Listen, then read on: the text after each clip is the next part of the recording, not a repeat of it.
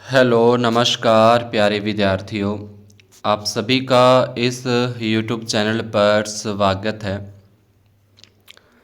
आज अपने कक्षा 10 विषय गणित का जो 2025 का एग्ज़ाम हुआ उसका पेपर का सॉल्यूशन अपने करते हैं।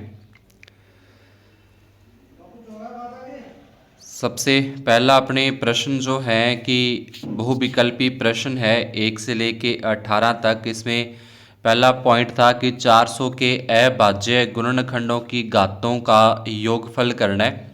देखिए 400 के पहले आपको अभाज्य गुणनखंड करने हैं, जैसे साइड में कर रखे हैं 400 का, फिर 200, फिर 100, 50, 25, इस तरीके से अपने अभाज्य गुणनखंड करेंगे। तो 2 की घात 4 आ जाएगी, 5 की घात 2, घातों का योगफल करेंगे तो 6 आ जाएगा। इस प्रकार से फिर दूसरा पॉइंट दिया था कि यदि बहुपद अपने को दे रखा है और इस बहुपद का 1 0 3 है तो k का मान अपने को ज्ञात करना था, यानी कि x की जगह पे 3 रखना है। तो यहाँ पे जो x दे रखा है इस x की जगह पे 3 रखेंगे। 3 की स्क्वायर 9, 9 का 2 से गुणा करेंगे 18, 18 प्लस x की जगह पे 3 21, प्लस के 21 बराबर से दूसरी साइड में अगर अपने लेके जाते हैं तो वो माइनस के 21 है वो हो जाते हैं। इसके बाद तीसरा जो पॉइंट अपने को दिया गया कि दो अंकों की संख्या में इकाई का अंक x है और दहाई का जो अंक है वो अपने पास y है। तो इससे बनने वाली जो संख्या है तो 10 गुणा दहाई का अंक प्लस इकाई का अंक होता है, जो कि अपने पास 10y प्लस x आ जाएगा। चौथे पॉइंट के अंदर अपने को ए बी बराबर 10 दे रखा है, डी बराबर 8 दे रखा है, तो बी सी और ई एफ के अंदर अपने को अनुपात है वो बताना है कि बी सी और ई एफ के अंदर अनुपात क्या होगा।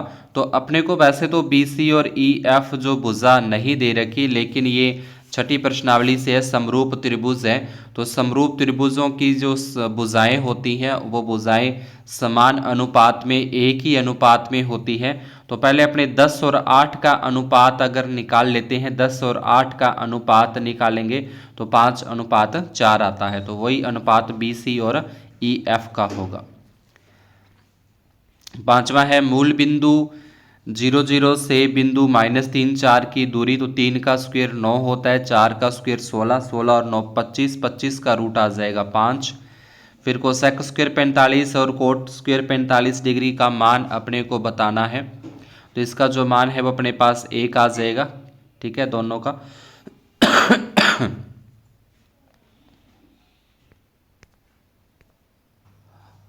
आगे अपने से पूछा है कि एक ऊर्ध्वाधर खंभे की परछाई खंभे की ऊंचाई के बराबर है, तो सूर्य का उन्नयन कोण बताना है 45 डिग्री का होगा जब दोनों बराबर हैं। तो बिंदु P से वृत्त पर स्पर्शिका की लंबाई 24 है, केंद्र से दूरी 25 है, वृत्त की त्रिज्या यानी कि आधार अपने को ज्ञात करना है, पाइथागोरस प्रमेय लगा के करेंगे। तो 24 25 का स्क्वायर 625, 24 का स्क्वायर 576, माइनस करेंगे 49 और 49 का जो रूट होता है वो 7 आ जाएगा। 9वें के अंदर उस वृत्त के चतुर्थांश का क्षेत्रफल अपने को बताना है जिसकी त्रिज्या अपने को 7 सेंटीमीटर है वो अपने को दे रखी है। तो यहाँ से वृत्त की त्रिज्या 7 है, वृत्त के चतुर्थांश का क्षेत्रफल अपने पास होता है 1/4 पाई आर स्क्वायर होता है। 1/4 पाई का मान 22/7 और आर स्क्वायर यानी कि 7 गुणा 7। तो ये एक साथ से ये 7 कट जाएगा, ये अपने इसको काटें तो ये अपने पास आ जाएगा 11 दूना 22, तंत्र तंत्र बटे 2 यानी कि 38.5 आएगा। ठीक है, इसका जो उत्तर आ जाएगा 38.5। चतुर्थांश का क्षेत्रफल अपने से पूछा है। 10वें के अंदर एक शंकु की त्रिज्या दे रखी है 14 सेंटीमीटर, ऊंचाई दे रखी है 10 सेंटीमीटर। शंकु का पृष्ठीय क्षेत्र वक्र पृष्ठीय क्षेत्रफल अपने को बताना है। तो इसका सूत्र होता है अपने पास पाई आर एल होता है। पाई का मान आ जाएगा 22/7, आर का मान अपने पास आ जाएगा 14, एल का मान अपने पास आ जाएगा 10। ये 2 के पहाड़े से काटेंगे, 2 पे कट जाएगा, 22 दूना 44 और 440 आ जाएगा। इसके बाद कौन सी घटना प्रायिकता नहीं हो सकती? 3/2 है वो नहीं हो सकती। HCF और एलसीएम समान है तो दोनों संख्याएं क्या होंगी? वो संख्या भी समान होंगी। 13वें के अंदर है कि गुणनफल शून्यकों का योगफल था गुणनफल 5 और 6 है, तो इसका हो जाएगा x² - 5x + 6। The number option सही होगा। 14वें के अंदर है अपने को यहाँ पे समीकरणों के किस मान के लिए का कोई हल नहीं होगा, तो यहाँ पे कोई हल नहीं होगा, तो इसके लिए अपने a1/a2 b1/b2 c1/c2 वाला कंडीशन लगा के वहाँ से सॉल्व करेंगे। तो 1/2 बराबर 1/k तिरछा गुणा करेंगे तो k बराबर आ जाएगा 2 आ जाएगा अपने पास। कोई हल नहीं के लिए a1/a2 और b1/b2 बराबर होते हैं। 15वें के अंदर अपने को यहाँ पे EF का माप अपने को बताना है कि EF का माप क्या होगा। तो EF का माप बताने के लिए सबसे पहले इन भुजाओं का अपने को अनुपात निकालना है। जैसे यहाँ से देखें कि जो AB है, AB और इसके बटे में अपने देखें DE दे रखा है, ठीक है। AB भुजा हो जाएगी और DE भुजा हो जाएगी। AB का मान अपने को 2 दे रखा है और DE का मान दे रखा है 3, यानी कि 2/3 दे रखा है। इसी प्रकार से फिर AC और DF का देखें तो AC का मान 4 है, DF का मान है वो 6, तो ये भी 2 के पहाड़े से काटें 2/3 बनता है। इसी प्रकार से BC अपने को दे रखा है 3, अब और बटे में अपने को EF का मान है वो ज्ञात करना है, ताकि ये क्या आना चाहिए अपने पास 2/3 में ही आना चाहिए, 2/3 के अंदर ही आना चाहिए। तो यहाँ से अपने इसका तिरछा गुणा करेंगे, तिरछा गुणा करके और 3 3 9, 9 में 2 का भाग देंगे तो ये आ जाएगा 4.5 आ जाएगा। अगले प्रश्न में 16वें के अंदर अपने को दे रखा है sin 2a बराबर 2 sin a, तो इसमें 0 डिग्री आ जाएगा। cos 12/13 है तो इसमें 5/12 आ जाएगा। साइन का मान 5 मिनट में, तो 1 मिनट के अंदर 6 डिग्री का कोण बनाती है, 5 मिनट के अंदर 30 डिग्री का कोण बनाएगी। उसके बाद यहाँ पे a का मान अपने को बताना है, तो a का मान दोनों को जोड़ के 2 का भाग देंगे, 18 और 10 28, 28 में 2 का भाग देंगे 14 आ जाएगा। मध्य बिंदु के निर्देशांक x1 + x2/2 y1 + y2/2 करके निकालेंगे, 5/5 और 3 आ जाएगा। उसके बाद sin 60 cosec 60 और cos 30 और sec 30 का मान अपने को ज्ञात करना है, तो इसका उत्तर अपने पास आ जाएगा 2 आ जाएगा। एक ठोस अर्धगोले का व्यास अपने को दे रखा है 14, इसकी त्रिज्या हो जाएगी 7 हो जाएगी। संपूर्ण पृष्ठीय होता है अर्धगोले का 3πr² होता है, तो इसमें मान रख के इसको अपने करेंगे 462 सेंटीमीटर स्क्वायर आ जाएगा। 5वें के अंदर बहुलक बताना है जो कि 4 आ जाएगा। किसी वर्ग अंतराल के लिए वर्ग चिन्ह 17 है, ऊपरी सीमा जो है 24 है, तो निचली अपने को बतानी है, तो 24 में से 17 घटा देंगे तो अपने पास 7 आ जाएगा।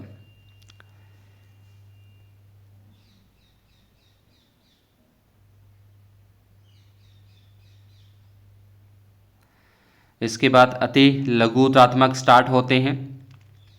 इसके अंदर अपने को त्रिज्या दे रखी है, चाप की लंबाई दे रखी है, तो उस चाप द्वारा केंद्र पर अंतरित कोण अपने को ज्ञात करना है।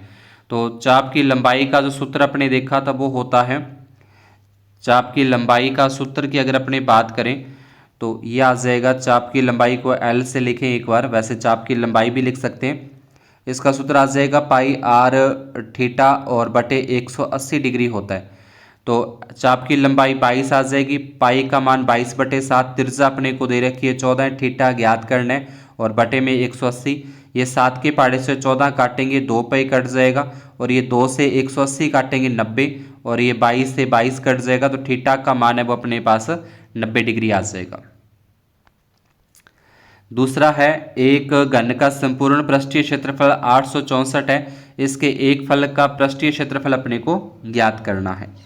तो सबसे पहले घन का जो पृष्ठीय क्षेत्रफल होता है उसका सूत्र आ जाएगा 6 गुना भुजा की स्क्वायर बराबर 864, 6 गुना में बटे में आ जाएंगे, 864 में 6 का भाग देंगे 144, भुजा की स्क्वायर हटाएंगे तो 144 का स्क्वायर रूट आ जाएगा 12।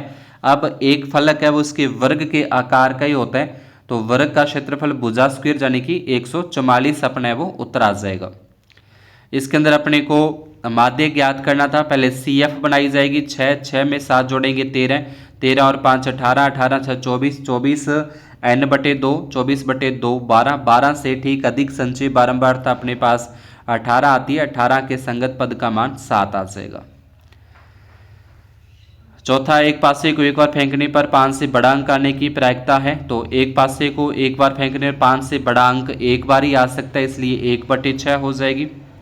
लंबवर्तीय शंकु के बेलन समान त्रिज्या और समान ऊंचाई है। यदि शंकु का आयतन 66 सेंटीमीटर तो बेलन का आयतन अपने को बताना है। अच्छे प्रश्न दिए हैं जो क्षेत्रमिति से अपने को दिए हैं। तो इसका सूत्र अपने पास क्या होता है, 1/3 पाई आर स्क्वायर एच होता है शंकु का। इसका आयतन अपने को दे रखा है 66। उसके बाद जो ये बटे में 3 आपको दिखाई दे रहा है, ये बटे वाला 3 है, ये 66 के गुणा में चला जाएगा। 66 को 3 से गुणा करेंगे 198। तो यहाँ पे जो बचेगा ना, ये पाई आर स्क्वायर एच बचेगा, पाई आर स्क्वायर एच। तो ये पाई आर स्क्वायर एच है, वो बेलन के आयतन का सूत्र ही होता है। तो इसलिए क्या हो जाएगा, ये बेलन का आयतन अपने पास आ जाएगा 198। माध्यक बताना है, तो माध्यक इसको पहले आरोही या अवरोही क्रम के अंदर लिख के जो बीच में संख्या आएगी वो अपना माध्यक आ जाएगा। 7वें के अंदर है, 2 खिलाड़ी राम श्याम अपने को दे रखे हैं, शतरंज का मैच है। तो 1 में से माइनस करेंगे तो 1 - 4/5, तो ये 1/5 आ जाएगा। 8वें के अंदर है, प्रत्येक 2 गण है जिसमें प्रत्येक की भुजा 2 सेंटीमीटर है, तो उसको जोड़ा जाता है। जब 2 गणों को जोड़ के आकृति बनाई जाएगी तो उससे गनाभ प्राप्त होगा। गनाभ की लंबाई 4 हो जाएगी, चौड़ाई और ऊंचाई है वो 2-2 ही रहेगी। तो इसका आयतन बताना है। गनाभ का आयतन होता है लंबाई गुना चौड़ाई गुना ऊंचाई गुना करेंगे 16 सेंटीमीटर की घात 3 आ जाएगा। यहाँ पे प्रथम 10 धनात्मक विषम संख्या लेनी है। तो विषम संख्या 1, 3, 5, 7, 9, 11, 13, 15, 17, 19 इनका माध्य है। तो सभी को जोड़ के 10 का भाग देंगे तो 10 इसका समांतर माध्यक आ जाएगा। 10वें के अंदर है, थैले में 6 लाल 7 सफ़ेद गेंदे हैं। तो इसकी क्या प्रायिकता है कि निकाली गई गेंद सफ़ेद होने की। तो सफ़ेद गेंदे 7 और बटे में 13 आ जाएगा। 11वां है, एक ठोस अर्धगोले का वक्र पृष्ठीय क्षेत्रफल 50 पाई है। तो उस अर्धगोले की त्रिज्या ज्ञात करनी है। तो अर्धगोले का सूत्र हो जाएगा 2 पाई आर स्क्वायर बराबर 50 पाई। पाई से पाई कट जाएगा, 2 गुना में है, 50 के बटे में जाएगा 25। 25 का रूट है वो 5 होता है। उसके बाद 12वें के अंदर अपने को x का मान ज्ञात करना है। तो इसको सभी को प्लस में लिखेंगे, बराबर में 6 अपने को माध्य दे रखा है। जो बटे वाला 6 वो 6 के गुणा में चला जाएगा, 36 हो जाएगा। बाकी सभी संख्याओं को जोड़ेंगे, 30 + x बनते हैं, प्लस का 30 बराबर से उधर ले जाएंगे तो 36 में से 30 घटाएंगे, 6 अपना उत्तर आ जाएगा। चौथा प्रश्न है, सिंपल सा है। पहले 12 के 15 के 21 के अभाज्य गुणनखंड करने हैं और उसके बाद उसका HCF और LCM ज्ञात करना है। HCF 3 आ जाएगा, 3 सभी में कॉमन आ रहा है, और LCM है वो 420 आ जाएगा। 5वां है, यदि द्विघात बहुपद के शून्य का अल्फा बीटा हो तो अल्फा प्लस बीटा और अल्फा गुना बीटा का मान ज्ञात करना है। तो अल्फा प्लस बीटा जो होता है -b/a होता है। तो -b/a, तो b का जो मान है वो -5 है अपने पास। b का मान अगर अपन इसमें देखेंगे तो ये -5 है, तो ये +5 और बटे में आ जाएगा 3।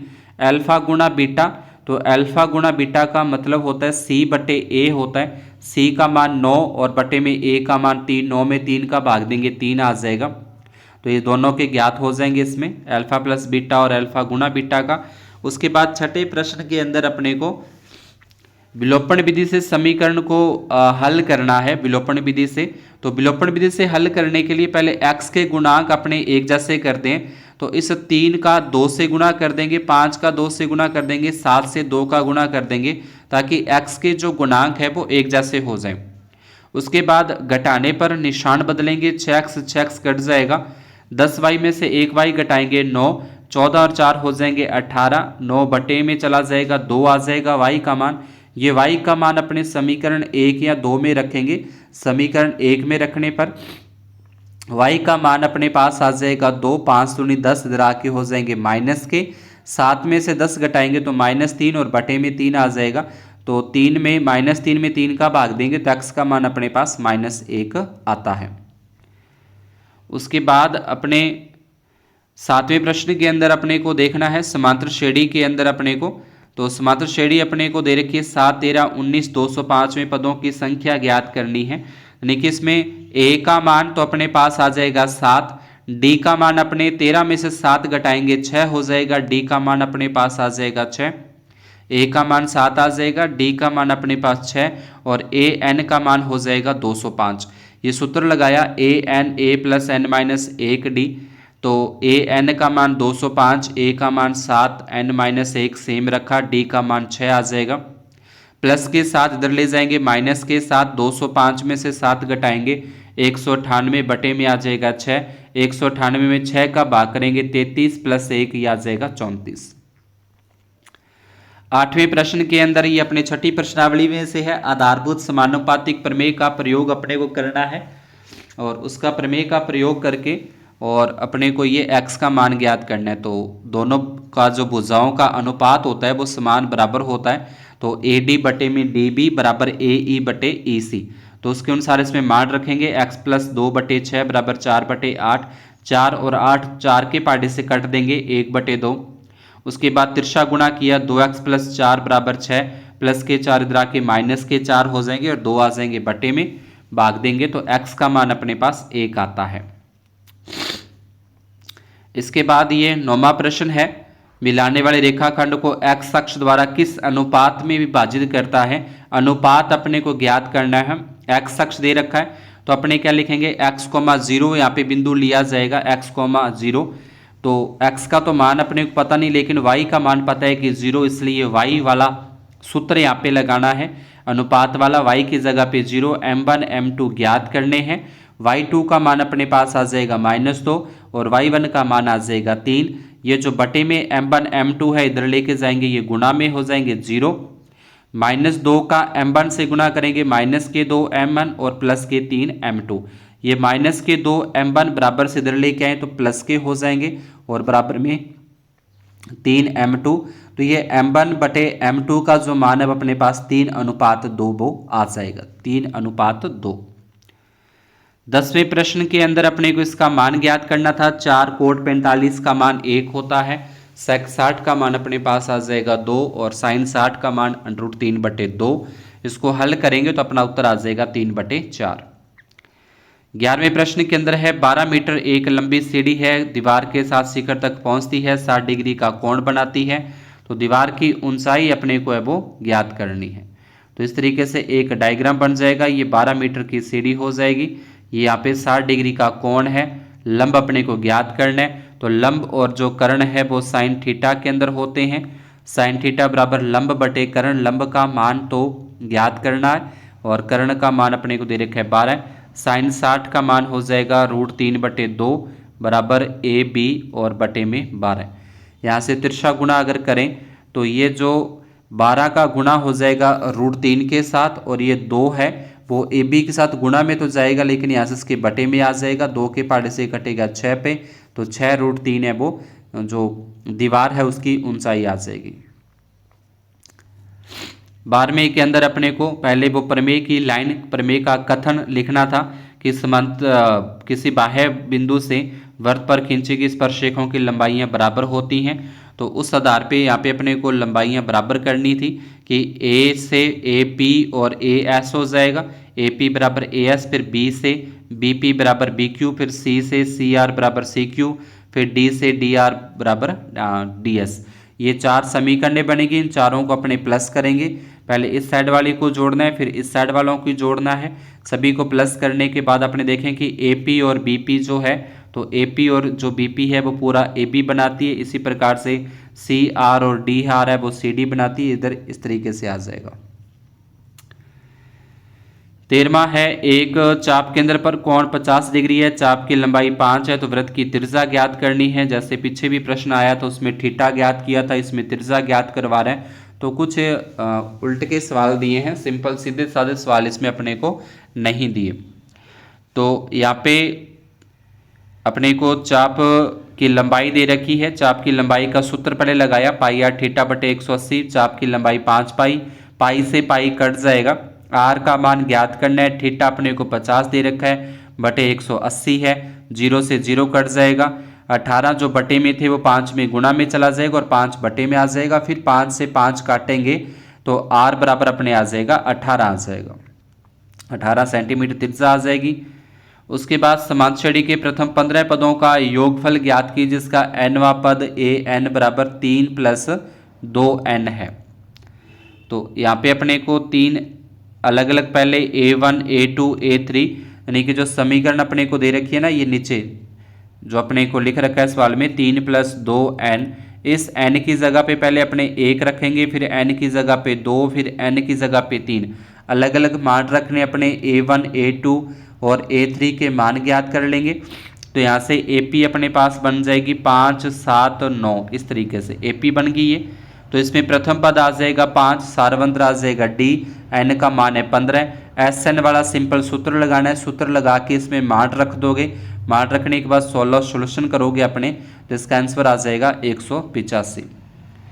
इसके प्रकार अथवा के अंदर अपने को इसमें दे रखा है समांतश्रेणी में 60 पद है जिसका प्रथम पद और अंतिम पद दे रखा है। प्रथम पद इसमें अपने को दे रखा है 7, अंतिम पद मतलब 60वां पद अपने को दे रखा है इसमें 125।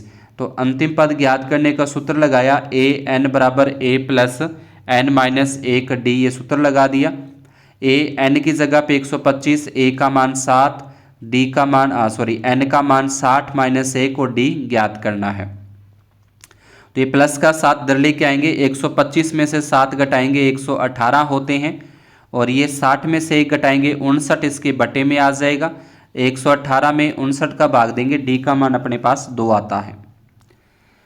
उसके बाद 15वां सवाल है, 4 भागों में बांट के अनुपात वाले सूत्र से अपने को m1 m2 का पहले 1:3 लेके, फिर 2:2 लेके, फिर 3:1 लेके सॉल्व करना है। इसके अथवा में जो दे रखा है इसमें मध्य बिंदु वाले सूत्र से लगा के अपने को a निर्देशांक है वो ज्ञात करने हैं। 16वें के अंदर अपने को ये दोनों जो है वो सिद्ध करने, वो आगे अपने एक पेज पे करते हैं। इस तरीके से 15वां 4 भागों में बांट के और इसको अपने सॉल्व करना है। ठीक है, अनुपात वाले सूत्र से सिंपल ही है, आप कर सकते हो आराम से। जिस तरीके से मैंने सॉल्यूशन किया आपको इसी तरीके से इसका जो सॉल्यूशन है वो करना है। वीडियो को पॉज करके आप देख सकते हो अगर आपको मिलान करना है तो। उसके बाद जो 15वां है, 15वें के अंदर अपने को ए बिंदु के निर्देशांक नहीं दे रखे, केंद्र बिंदु के निर्देशांक दे रखे हैं और बी बिंदु के निर्देशांक दे रखे हैं। तो मध्य बिंदु का सूत्र लगा के मध्य बिंदु में जो 2 और -3 दे रखा है वो बराबर में रखना है। x1 और y1 का मान अपने को ज्ञात करना है। तो ए बिंदु आ जाएगा 3 - 10। 16वें के अंदर था कि छोटे वृत्त की जो स्पर्श रेखा है वो बड़े वृत्त की जीवा है, उसका समद्वि भाजन है। तो इस तरीके से पहले डायग्राम आप बनाओगे 2 सकेंद्रीय वृत्तों का। उसके बाद दोनों त्रिभुजों को अपने करना है सर्वांग सम सिद्ध करना है। तो सर्वांग सम सिद्ध करने के लिए 3 चीज़ें एक जैसा होनी चाहिए। जैसे यहाँ पे ओ ए और ओ सी ये वृत्त की त्रिज्या है और ये भी उसी वृत्त की त्रिज्या है, तो एक ही वृत्त की त्रिज्याएं वो समान होती है। बी जो है वो स्पर्श रेखा त्रिज्या पर लंब होती है, तो लंब आ जाएगा 90 डिग्री, इसलिए ये बराबर हो जाएगा, दोनों साइड ही 90-90 के बनेंगे। और OB बराबर OB, तो ये OB जो लाइन है वो उभयनिष्ठ है, दोनों के लिए उभयनिष्ठ भुजा आ जाएगा। RHS सर्वांग समता नियम से ये दोनों त्रिभुज सर्वांग सम हो जाएंगे। सर्वांग सम हो जाएंगे तो फिर ये जो AB भुजा है वो BC भुजा के बराबर हो जाएगी बाय CPCT। इसी प्रकार से 16वें के अंदर था, उसका जो अथवा के अंदर है उसमें अपने को स्पर्श रेखाओं की लंबाइयां बराबर करनी है। सेम प्रोसेस इसके अंदर भी अपने को पहले त्रिभुज को सर्वांग सम सिद्ध करना है और उसके बाद उसकी जो स्पर्श रेखाएं हैं वो लंबाइयां बराबर हो जाएंगी। 17वें के अंदर है, यहाँ पे अपने को बंटन का माध्य ज्ञात करना है। तो सबसे पहले fx का मान ज्ञात करेंगे, f और x का गुणा करके 5 का 5 से गुणा करें 25, 6 8 48, 9 7 63, इस तरीके से करके फिर सिग्मा fx का मान आ जाएगा 390, सिग्मा f का मान आ जाएगा 50। सूत्र लगा देंगे सिग्मा fx बटे सिग्मा f, 0 से 0 कट जाएगी, उत्तर आ जाएगा 7.8। अथवा के अंदर p का मान ज्ञात करना है। इसके अंदर भी अपने पहले fx बनाएंगे जैसे मैंने ये बना रखा है। 2 का गुणा करेंगे 1 से, फिर 5 का 5 से, 4 का p से, 9 का 7 से, 10 का 30 से, और सिग्मा f का मान अपने पास आ जाएगा 20, और इन सभी का प्लस करेंगे तो 120 + 4p। और इसका अपने को जो माध्य है वो दे रखा है, इसमें 7 दे रखा है। तो माध्य का सूत्र लगा के बराबर में लिखेंगे 7। सिग्मा fx का मान 120 बटे 4p बटे सिग्मा f, यहाँ से बटे में 20 है, इसके गुणा में चला जाएगा। 20 का 7 के साथ गुणा करेंगे 140 बराबर 120 प्लस 4p आ जाएगा। अब ये प्लस के जो 120 है बराबर से इधर लेके जाएंगे, माइनस के 120 हो जाएंगे। 140 में से 120 घटाएंगे तो 20, और ये 4 जो गुणा में है p के वो बटे में चला जाएगा। 20 में 4 का भाग देंगे तो p का मान अपना पास 5 आ जाएगा। मैं थोड़ा शॉर्ट में किया, आप इसको 1-2 स्टेप पूरे लिख के कर सकते हैं। 18वें के अंदर दो संख्याओं के वर्गों का अंतर 180 है। छोटी संख्या का वर्ग बड़ी संख्या का 8 गुना 2 संख्या ज्ञात कीजिए और दो क्रमागत धनात्मक पूर्णांक ज्ञात कीजिए जिनके वर्गों का योग 365 है। तो ये एक पेज पे किया है। माना कि बड़ी संख्या बराबर x है, छोटी संख्या y है। प्रश्न अनुसार दोनों संख्याओं के वर्गों का अंतर जो अपने को दे रखा है वो 180 दे रखा है, और छोटी संख्या का वर्ग बड़ी संख्या का 8 गुना है, यानी कि छोटी संख्या y और बड़ी संख्या अपने पास 8x है, तो इसका x है 8 गुना यानी कि 8x हो जाएगा। तो ये जो वाई स्क्वेयर बराबर 8x अपने पास बना है, ये इसकी जगह पे रख देंगे, वाई स्क्वेयर की जगह पे 8x, तो ये एक्स स्क्वेयर का एक्स स्क्वेयर आ गया, वाई स्क्वेयर की जगह पे 8, 180 बराबर से इधर ले गए तो माइनस के 180 हो जाएंगे। यहाँ से ए बी सी के मान अपने को लेने हैं। उसके बाद द्विघातीय सूत्र श्री धराचार्य सूत्र से, या आप चाहो तो इसको गुणनखंड विधि से भी कर सकते हैं। तो श्री धराचार्य सूत्र से इसको हल किया। 784 का रूट होता है 28, एक बार प्लस का चिन्ह लेके एक बार माइनस का चिन्ह लेके अपने इसको हल किया तो प्लस वाले से 18, माइनस वाले से माइनस के 10, एक बार ऋणात्मक मान अपने छोड़ देते हैं तो बड़ी संख्या आ जाएगी 18। छोटी संख्या में बोला था कि छोटी संख्या का वर्ग बड़ी संख्या का 8 गुना है, तो बड़ी संख्या 18, 18 का 8 से गुना 144, 144 का जो स्क्वायर रूट होता है वो आ जाएगा 12।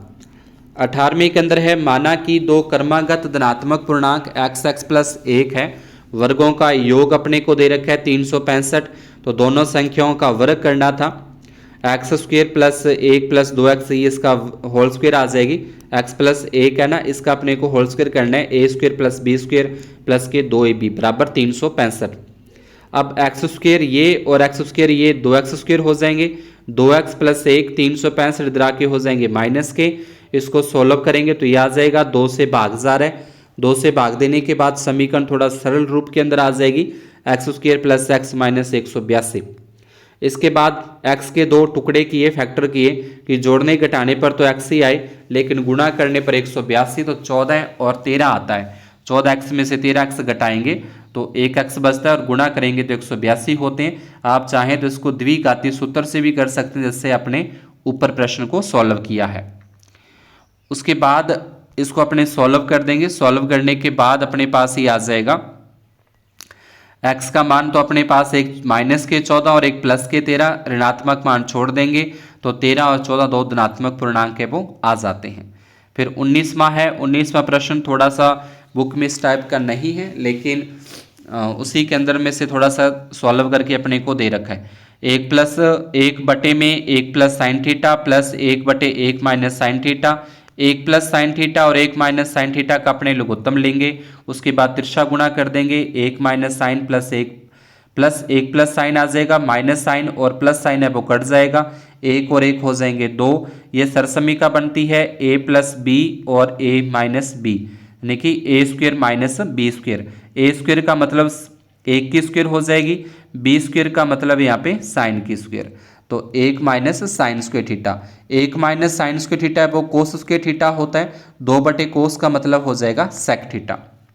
इसके अथवा में दे रखा है, तो इसके अथवा के अंदर पहले इन दोनों में से अपने कोस कॉमन निकालते हैं। कोस कॉमन निकालेंगे तो यहाँ बचेगा साइन और यहाँ बचेगा कोस स्क्वेयर, और प्लस 10 को मैंने लिखा साइन बटे कोस और गुणा में साइन है। यहाँ से साइन स्क्वेयर और कोस स्क्वेयर का मान 1 होता है, तो 1 का कोस के साथ गुणा करेंगे कोस ही आ जाएगा। यहाँ पे साइन का साइन के साथ गुणा करेंगे साइन स्क्वेयर बटे में कोस आ जाएगा। 1 और कोस का लघुत्तम लेंगे कोस थीटा होता है, तिरछा गुणा कर देंगे तो cos square plus sine square का मान 1 बटे कोस है वो सेक थीटा होता है। 20वें प्रश्न के अंदर अपने को माध्यक ज्ञात करना है और इसके अथवा वाले के अंदर बहुलक ज्ञात करना है। तो इस तरीके से अपने सारणी बना के संचयी बारंबारता वाली सारणी अपने को बनानी थी। उसके बाद माध्यक का अपने को सूत्र लगा के इसके अंदर FN/2 CF HL इन सभी के मान रखते हुए इसको सॉल्व करते माध्यक 32 आ जाता और बहुलक वाली सारणी से अपने F1 F0 F2 के मान लेते हैं, बहुलक वाले सूत्र में रख देंगे तो इसका उत्तर है वो अपने पास 21.5 आता है। तो ये था अपना पूरा का पूरा पेपर का सॉल्यूशन। अगर आपको अच्छा लगा हो तो वीडियो को लाइक और चैनल को सब्सक्राइब जरूर कर दें। धन्यवाद और शुभ दिन।